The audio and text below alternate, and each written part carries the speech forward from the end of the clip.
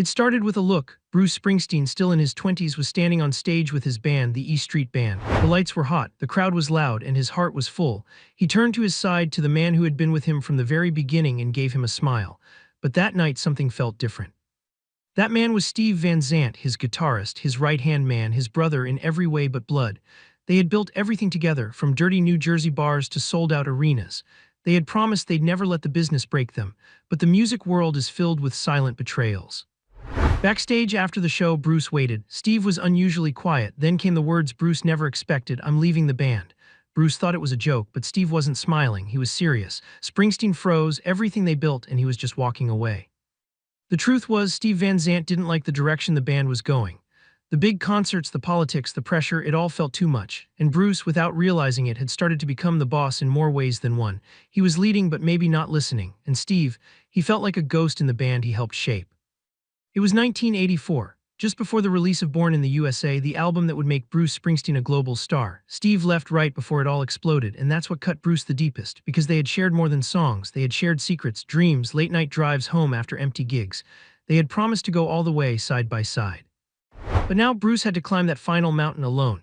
What Bruce didn't know was that Steve wasn't just quitting, he was hurting, but the music didn't stop. Bruce went on, and Born in the USA turned into a monster hit. The kind of success that comes once in a lifetime, sold-out stadiums, magazine covers, MTV glory, but behind the curtain Bruce was lonely. He missed the only bandmate who truly understood him.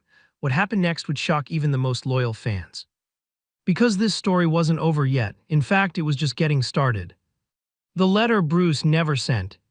Bruce sat alone in his hotel room. The cheers from the stadium still echoed in his ears, but inside he felt strangely hollow. The tour was a success, the crowds were bigger than ever, but something was missing, someone was missing. Bruce had tried to focus on the music, but every time he turned to that empty space on stage where Steve used to stand, every time the band hit a groove that only Steve could have perfected, he felt the same ache. So one night, Bruce did something he rarely did. He wrote a letter. He didn't type it. He didn't use fancy paper, just a pen and a hotel notepad. It started simple: "Steve, I don't know what happened between us, but I miss you." He poured out everything he had been holding in, how Steve's absence felt like a wound, how the music wasn't the same, how fame wasn't what he expected without the brother who helped him chase it. He folded the letter and never sent it, because Bruce wasn't angry, he was ashamed. Ashamed that he might have pushed Steve away, ashamed that in his rush toward greatness he forgot the thing that made it all matter, the friendship. Meanwhile, Steve was trying to move on too. He started his own solo career, released albums, built a name as Little Steven. But even in interviews, when people asked about Bruce, his voice would soften, his words would trail off. They missed each other, but neither one could say it out loud. And then came Tunnel of Love, Bruce's next album, a darker, more personal record. No huge rock anthems, no arena fireworks. This was Bruce stripped bare, and it was Steve's absence that inspired many of the songs. Even without naming him, fans could hear the heartbreak. The band was still together, but a piece of it was gone, and Bruce knew it. But fate wasn't finished with them, because years later, in the most unexpected moment, Bruce and Steve would find themselves face to face again, and one of them would finally speak the truth. What was said and what happened after would change everything. And for the first time, fans would learn the real story behind the betrayal, the silence, and the bond that never really broke. The call that changed everything. It had been nearly a decade. Bruce Springsteen had gone on to become one of the biggest rock stars in the world. Steve Van Zandt had built a quiet career, releasing solo albums, producing, and even landing acting roles. But there was a silence between them that neither of them dared to break. Until one day the phone rang. Bruce was in his New Jersey home flipping through old notebooks when his manager handed him the phone. "It's Steve," he said. Bruce's heart skipped a beat. After all these years, why now? Steve's voice was calm but honest. "Hey man, I've been thinking a lot lately," he said, "and I just wanted you to know I never stopped loving the band, or you." There was a pause. Bruce didn't speak right away. He was flooded with memories, late-night songwriting sessions, quiet drives through Asbury Park, laughing over diner coffee. All the things that had made their bond more than just music. Bruce cleared his throat. "I should have called you first," he said. "I should have listened more." That one conversation opened the door. Not long after, Bruce invited Steve to the studio, just to hang out, no pressure.